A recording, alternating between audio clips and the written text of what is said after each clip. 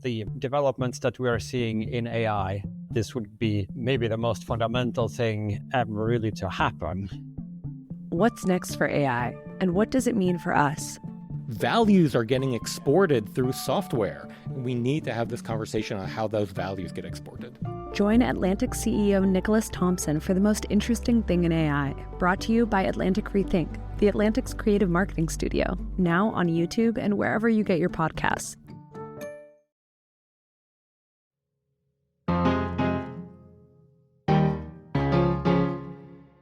Hi. Okay. Nice to meet you. Hi. Nice to meet you. Last weekend, Hungarian journalist Veronika Munk, and I'm a journalist at Denník N, was in Budapest covering the election between Prime Minister Viktor Orbán and the opposition leader Peter Magyar. Orbán had been in power for the past 16 years, had changed the country from the top down. They changed everything in the country to favor themselves.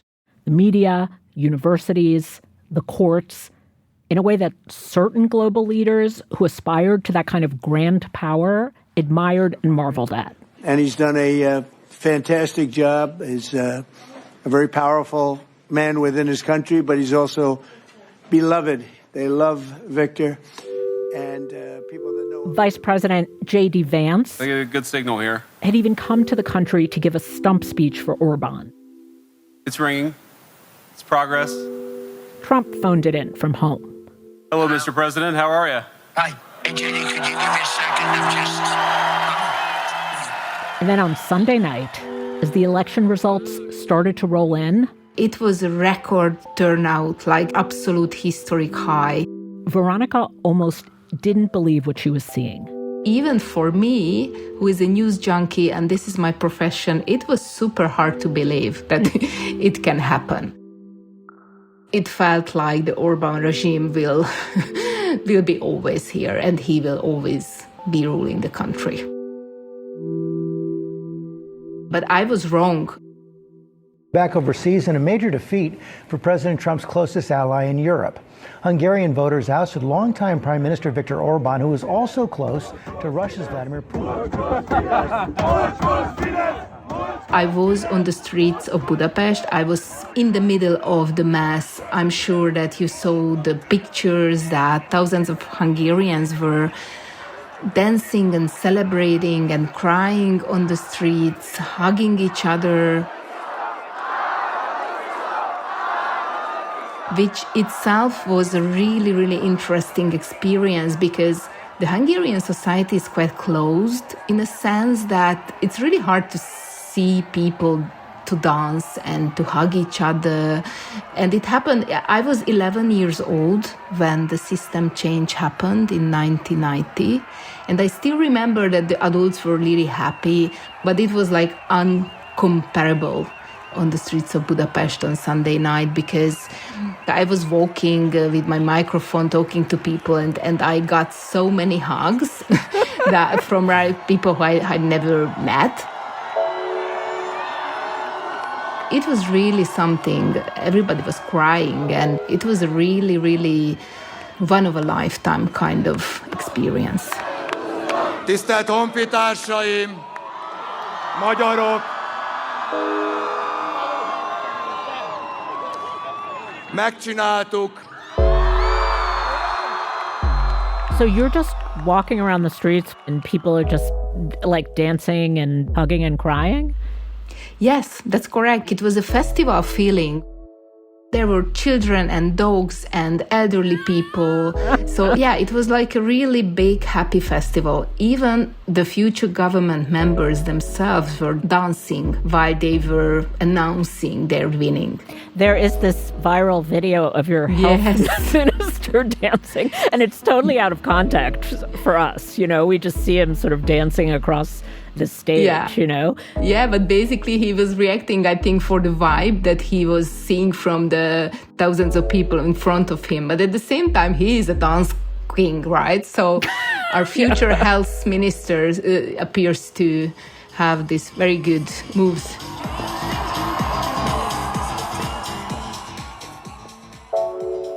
I'm Hannah Rosen. This is Radio Atlantic. The idea that a democratic country can be slowly co-opted by a leader with proud autocratic leanings, and then one day, poof, it ends. There are obvious lessons for the U.S. in that. We will have Atlantic staff writer Anne Applebaum in the second half of the show to talk through those lessons. But we'll start from the beginning. One day, 16 plus years ago, Hungary was just a democracy, and Veronika's life was pretty much like any journalist working in a free society.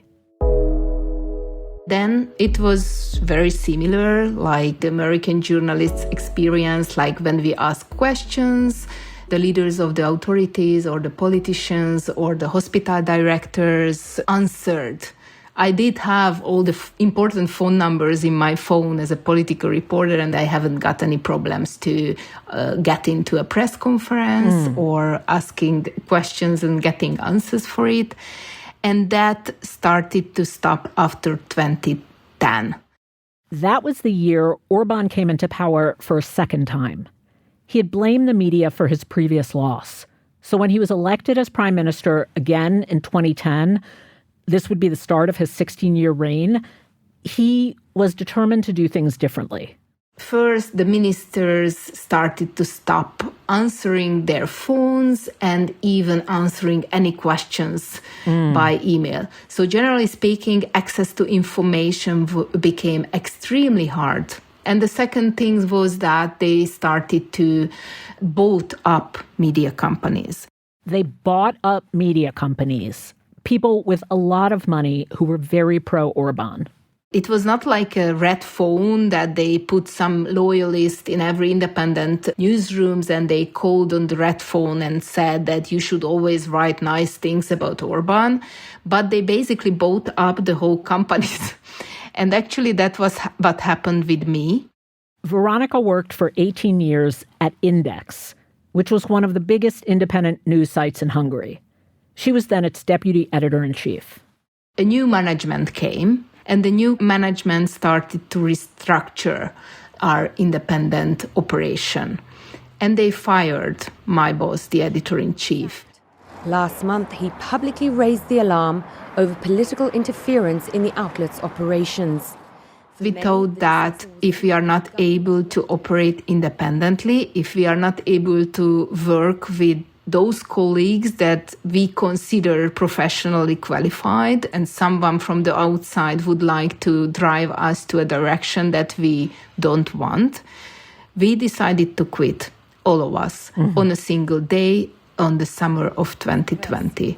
More than 80 journalists from the country's most read news site called Index have resigned from their jobs. It was a very, very sad moment. It was the easiest and the hardest decision of my life. Prime Minister Viktor Orbán, who once branded it a fake news factory.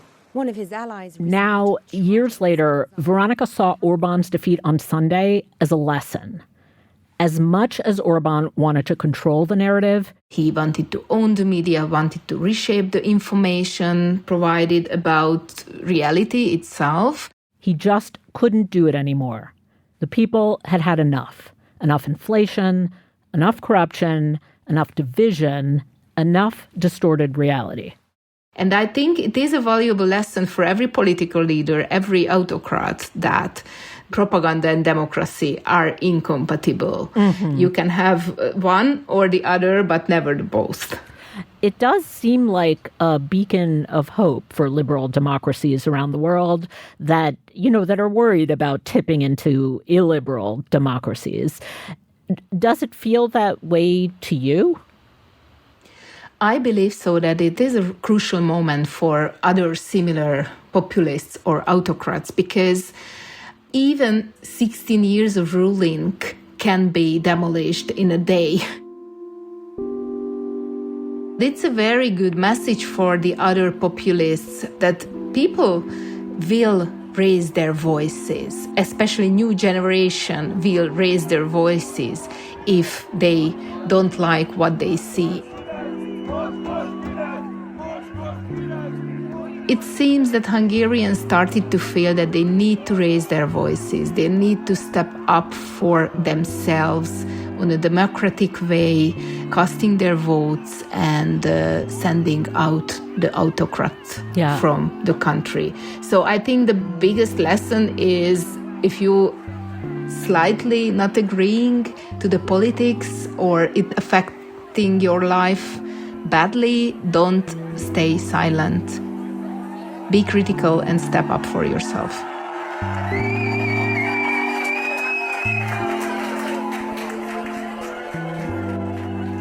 So if a movement that spanned years, more than a decade, could crumble and fall in a single night, what might that mean for other countries that are teetering on the edge? Particularly one that, say, has a big vote in November. After the break, we talked to staff writer Anne Applebaum, an expert on the rise of authoritarianism, democracy, and European politics.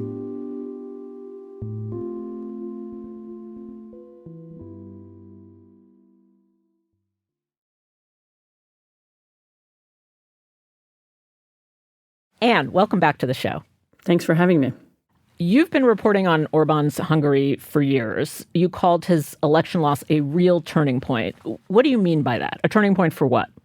Although Hungary is a very small country, under 10 million people in Central Europe, it came to have, under Viktor Orbán, an outsized significance. And that's because Orbán, although democratically elected, although the leader of a member of the European Union and NATO, set out to build what he himself called an illiberal regime. So he became the first leader of a European democracy who said, I want to have a different kind of state. And he then began to export this model. In other words, to say, this is the way to do politics going forward. He had a particular form of propaganda that he used to justify it. He told Hungarians they were under threat, they were in great danger. Initially, it was from immigrants who were supposedly diluting the blood of the Hungarian nation. Later, it was from the degenerate gender policies of the West. And he created this idea that he was fighting against some kind of modernity. And that model of doing politics spread and was copied and was emulated by a lot of other people, including by a lot of Americans. Right. So how did it influence the U.S.? I remember you wrote a story, I think it was last year, America's Future is Hungary, which is a very strong statement. So what similarities were you noticing? I think that was in March. So that's about a year ago. The influence was very direct and specific. Hungarians came to Washington and Americans went to Hungary to learn how they did it. The leader of the Heritage Foundation described Orbán not just as a model, but as the model for going forward.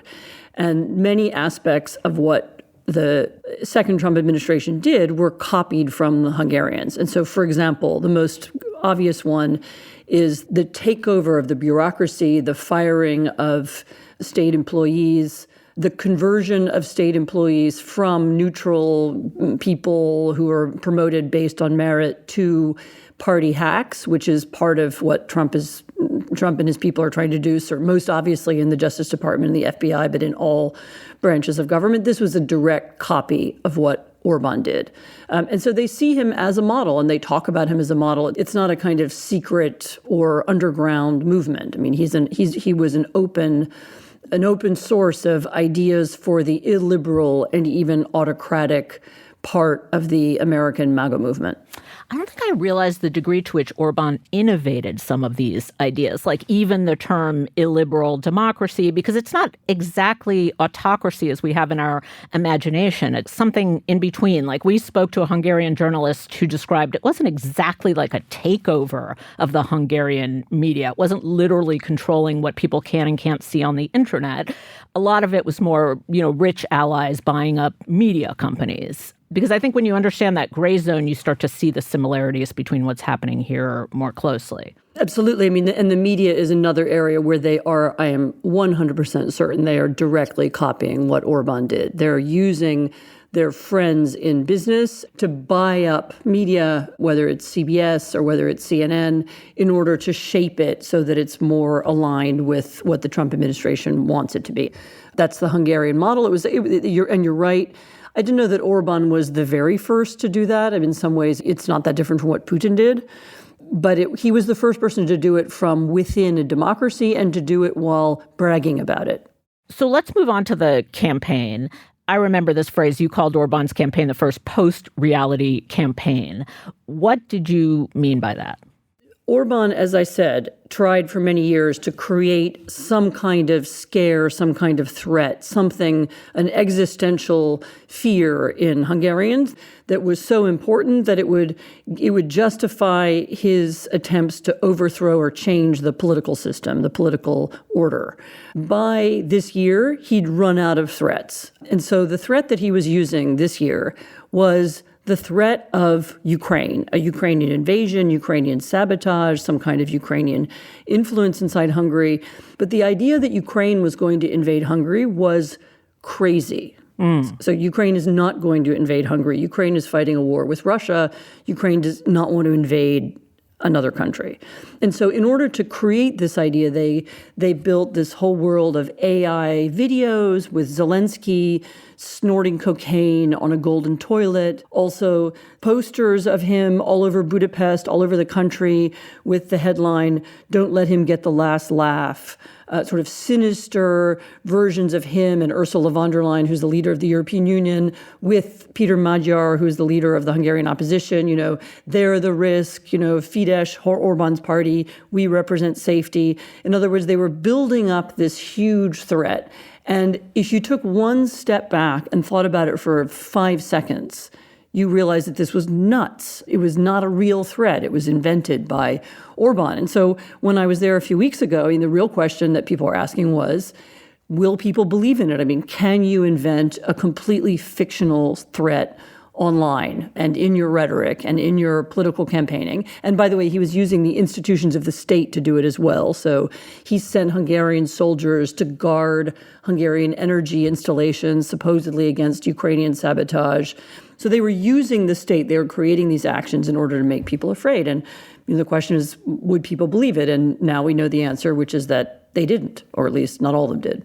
Then we see the news that Orbán loses the election and concedes to Peter Magyar, which is, not inevitable. It's certainly not the way it happened here in the 2020 election so smoothly. What did you think when you saw that?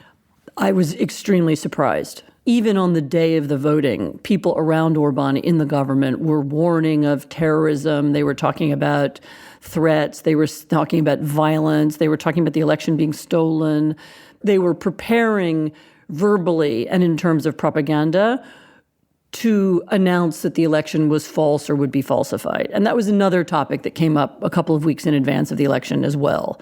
People were ready for all kinds of different outcomes, that the election would be challenged, and there were lawyers who were prepared for that. I mean, just like in the US, people were prepared for a challenge and they were prepared to fight it.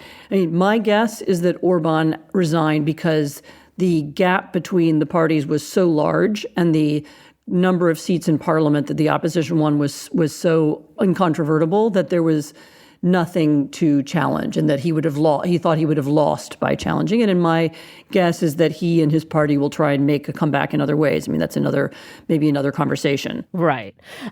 I know it's only been a few days, but it's impossible not to start asking all the questions of what does this mean? Like, a light went on, and what you want to believe is that a whole lot of things are going to change. So I just want to try and talk through with you, like, what this victory actually means. So we start with a post-reality regime. Did you get a sense of reality reasserting itself? Like, how far do you believe in that? I do think this election was about reality reasserting itself. Magyar's campaign was about the Hungarian economy, healthcare, which is very poor, education, which has deteriorated, corruption, which people feel is everywhere, the poor fiscal status, the bad condition of the government in many different ways. And the opposition know that the first thing they have to do is begin to address the real problems. One of the things Orbán was famous for was he had these annual television appearances where he would talk about the economy, and he would lie. Year in and year out, he would say how great everything was and growth is going to be very high. And he used false statistics. And I know economists in Hungary who knew they were false and could show that they were mismeasuring all kinds of things. And so this is an opposition which says that it will go back to using real statistics and trying to solve problems that are real.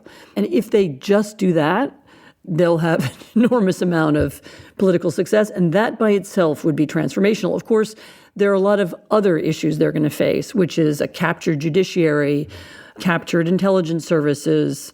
All these things have been captured by Orbán's political party and movement, and they will now have to find a way to pick those things apart. And I know from Poland, which had a similar experience after 8 years of rule by the Law and Justice Party, who are also a populist authoritarian party, that picking those things apart can be very difficult. I guess where we land is it's like a narrow miracle. I mean, there are moments when I think that when a population's mind is distorted by misinformation, it's not reversible. So maybe there's just something about knowing, well, people can actually see reality right in front of them. It can be reversible. People can believe actual data and statistics, and that's just good to know, even if not everything else is fixed. Yes, and that was actually one of the themes of the campaign. One of the ways in which Magyar and his team campaigned, because they didn't have access to media, they went around the country. And so he went to hundreds of towns and villages. He went to many of them over and over again. He made sure to travel outside of the big cities. And the purpose of that grassroots campaign was to reach real people in real life, because he couldn't necessarily reach them any other way. Another battle of ideas in this turning point election, the traditionalism versus, I guess, what you could call progress, some people would call wokeness. Was the election about that? Like people turning away from that strong clinging to traditionalism, anti-LGBTQ rights, all of that? The election was absolutely not about that. And that was because Magyar the point was to walk away from those divisions.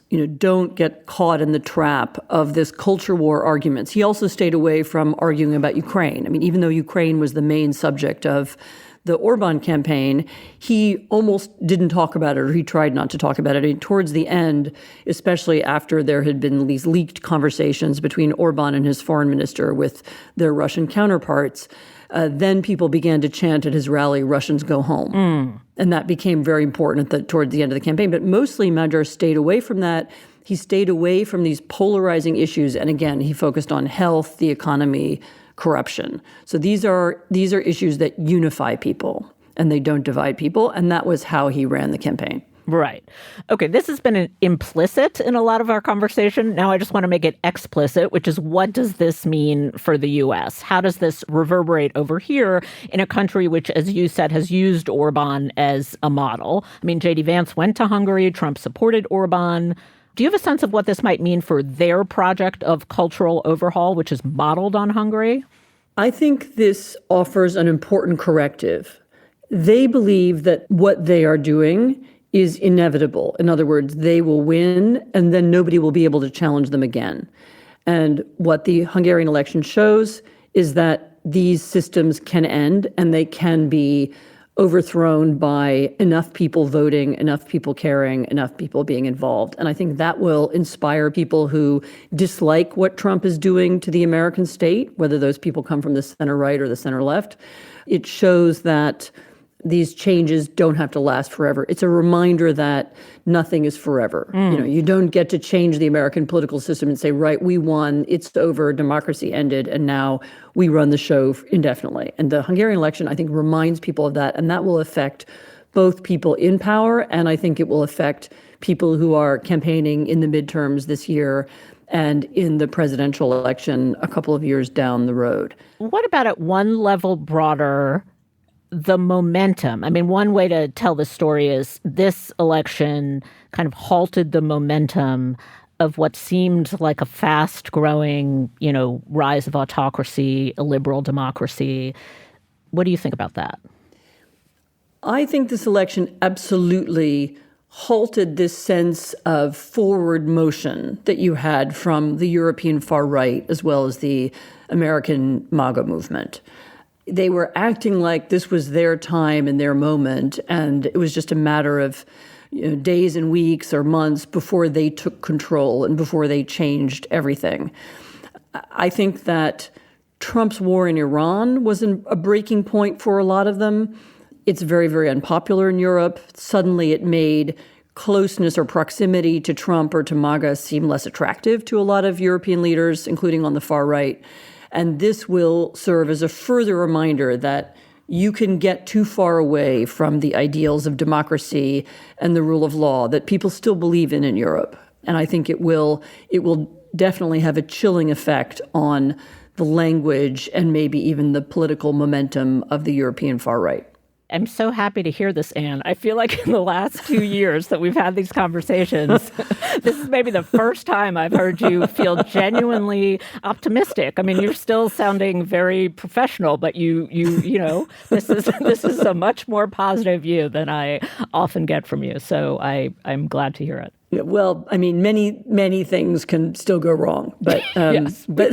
yes. But we don't have to talk about them today. I mean, actually, I saw some Hungarians on social media who just having these kinds of conversations. People were beginning to say, "Well, what if Magyar turns out to be no good, and what if Orbán comes back?" And the Hungarians were saying, "Let us have 10 minutes, 24 hours right. to be happy. Yes. You know, give us this little space and time."